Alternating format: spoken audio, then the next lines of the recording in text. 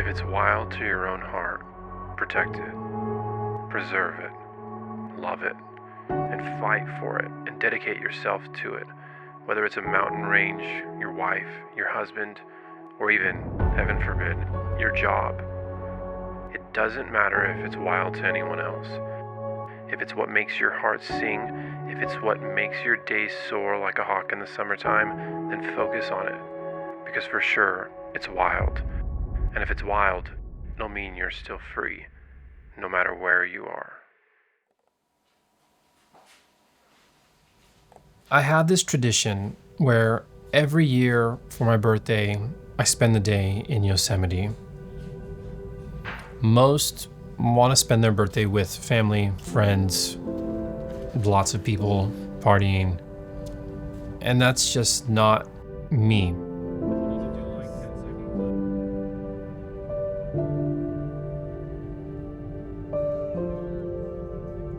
Over the years, I've fallen in love with Yosemite, not just because it's beautiful, but every time I visit Yosemite, I always come home feeling rejuvenated and renewed. I always leave with a lesson that's pertinent to what I'm going through in my life at that moment.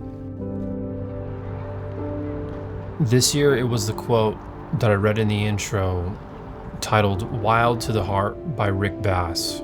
Yosemite is a place for me to refocus on what's wild to my heart, to struggle, to challenge myself, to take myself out of my comfort zone, to quiet my mind, and a place for me to be creative. Being creative, using a camera to document other people's journeys and their stories, and in this case my own, that's what sings to my heart, to be cliche. If you followed me for any length of time, you know that I'm always in Yosemite. But out of all the times, we've never been up to Tenaya Lake and Tuolumne Meadows area. So this year, we decided to do just that. Along for the ride in this new adventure was the Canon R5 Mark II. Now this isn't meant to be a technical review, but more of a showcase of what this camera can produce, how it fits in my workflow, and my experience with that, having been a professional for over a decade. These less visited areas are just as beautiful as the valley, if not more so, because there are fewer people. Tuolumne Meadows is so incredibly expansive that it feels like it goes on forever.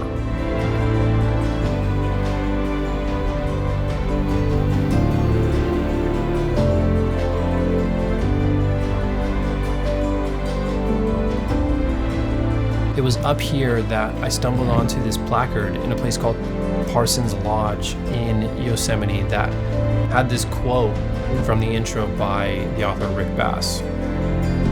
Parsons Lodge is a short walk away from the visitor center in Tuolumne Meadows, and it's a place where you can go and paint your own postcard, which Yaz did, and they will then mail the postcard to you a few months later. The Canon R5 Mark II shoots 45 megapixel still images with eye control autofocus, which sounds like exactly what it is. You put your eye up to the camera, you calibrate it, the camera then detects where you're looking in the frame and puts a cursor at that point, and you can then focus on that point just by looking at it. This is something that sounds almost too good to be true, but it works. And even for someone like myself who is a glasses wearer and has high astigmatism, meaning that my glasses lenses tend to be a little thicker than most, it still works once calibrated. It works well enough to the point where I essentially used it all day long. Is it perfect? No. Is it good enough to use professionally? I think so. And in the moments where it doesn't work, to switch on and off. On top of the photo features that this camera has, it also shoots cinema-worthy video. It's remarkable that a camera this size can shoot 8K raw footage internally within the camera. It can also shoot 4K raw footage still maintaining the full frame in camera.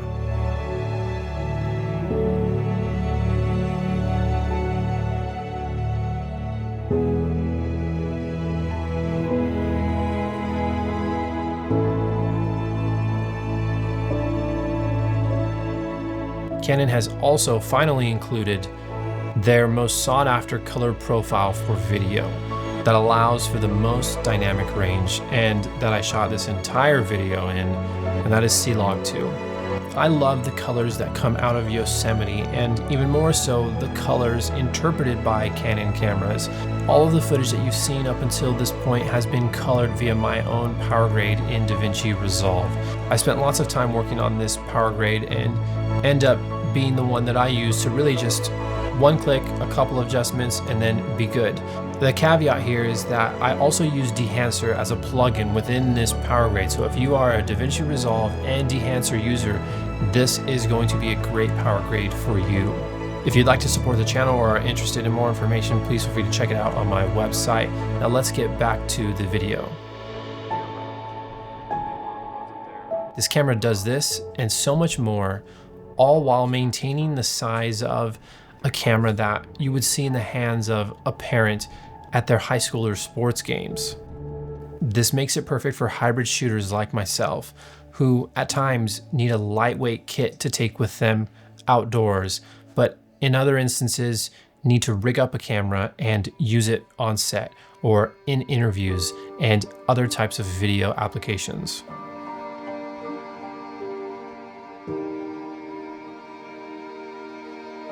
This size typically comes at a trade-off, and that trade-off is overheating. This entire day, I was shooting short clips, anywhere from a few seconds all the way up to a couple of minutes, maybe even 5 minutes in length, and then intermixing photos in between. And the camera did not overheat on me at all. In fact, I didn't even notice any types of warnings coming up on the camera regarding overheating. Granted, we're up in the mountains and it's around 75 degrees Fahrenheit, 24 degrees Celsius, and so it wasn't warm out. On top of that, battery life is good. I went through about 2 full batteries, maybe a little less than that, through the entire day, which was probably around 10 hours or a little bit less than that of shooting. This is not as good as my Canon R5 Mark II, which can get through an entire day on 1 full battery, but not nearly as bad as, say, a Canon R5C, which will give you around 1 hour of shooting time in the video mode.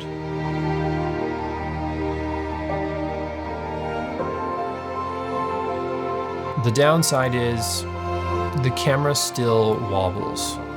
And no, I don't mean dances, I mean the in-body image stabilization in this camera produces this wobbling effect in the corners of the image when used at around 24 millimeters and wider in focal length. The camera is incrementally better than my Canon R5 Mark II.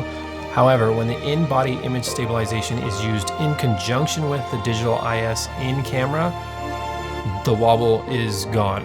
You do not see any of that stabilization wobble or jitters in camera, which is great news. The recommendation here is, if you're going to use stabilization in camera, turn on the IBIS plus the digital IS and turn it to the standard mode. There are 2 modes, standard and enhanced. Enhanced crops in too much for my liking. Using the standard mode still crops in, however, does not crop in too significantly.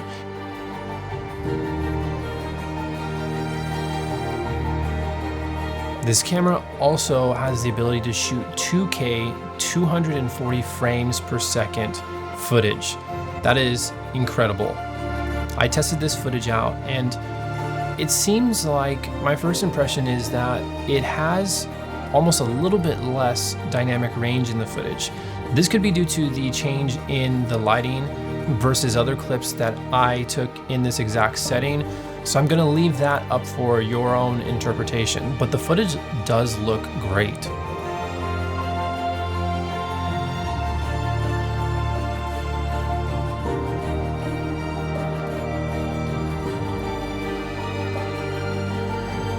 This last year has been marked by plenty of challenges and struggles for me.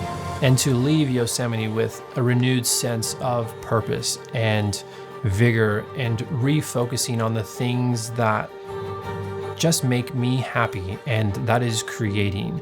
And to fight for those things is exactly what I needed.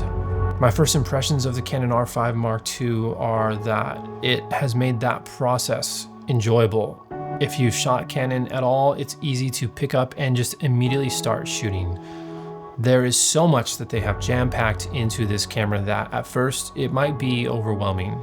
However, they've, I think, produced a tool that is a pivotal camera for them and provides so much potential for creators like myself, whether you're in the social space, whether you're in the commercial content producing space, or whether you work for film production agencies. This camera is one that I'm excited to use more and excited to see what others create with it. If you have questions about this camera, please feel free to leave them down in the comments.